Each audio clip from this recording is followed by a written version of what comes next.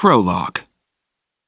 How did an idealistic, trusting, peace-loving, harmony-seeking scion of a ferociously feudal family in rural India come to co-found a global movement to bring love, compassion, and transcendent purpose to the rough-and-tumble world of business? How did a left-brained, hyper-analytical engineer from the warrior caste in India come to write books like Firms of Endearment, Conscious Capitalism, Everybody Matters, Shakti Leadership, and The Healing Organization? How did a self-loathing marketing professor, who almost wrote a book called The Shame of Marketing, channel timeless wisdom and alchemize his own suffering to help corporate leaders learn how to use business to serve, uplift, and heal?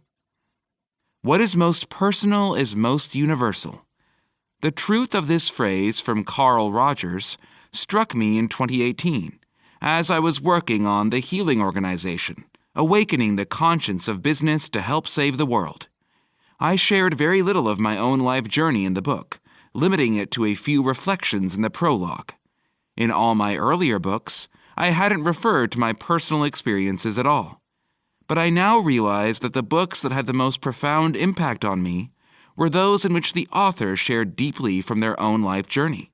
These included Viktor Frankl's Man's Search for Meaning, Joseph Jaworski's Synchronicity, and Lynn Twist's The Soul of Money, among many others.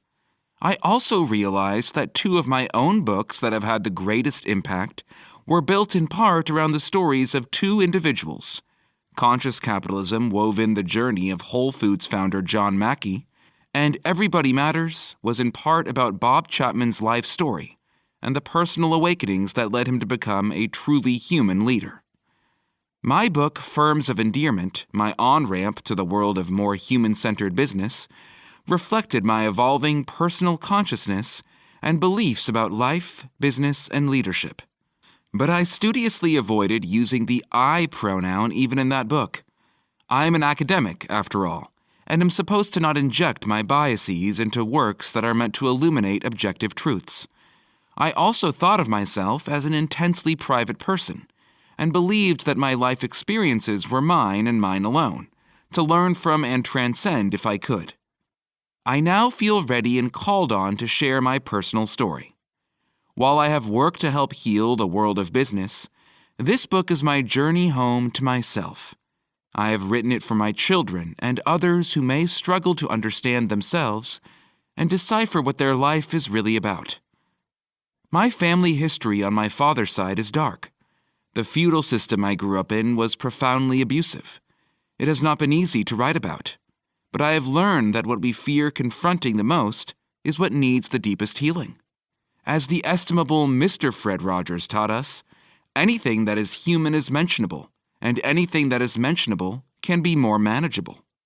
I have led what many would consider an unusual and what some now call a psychologically rich life, a diverse blend of geographies, cultural milieus, political contexts, religious influences, and familial backgrounds.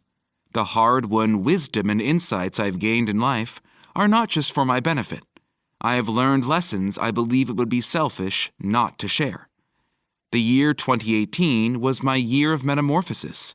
I turned 60, co-authored The Healing Organization, and went through a variety of healing experiences at the insistent urging of wise friends. I was in a constant state of inquiry, seeking and gaining guidance from within as well as from the outside world.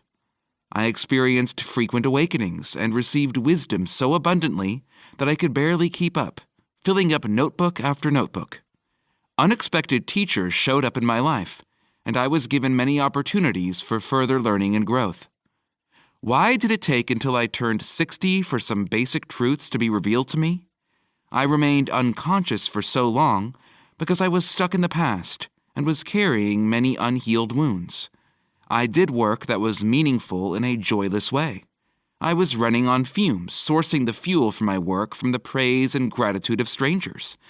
I gave 70 to 80 talks a year, produced a new book every 18 months on average, and was away from home at least 60% of the time. I was scared to calculate exactly how much.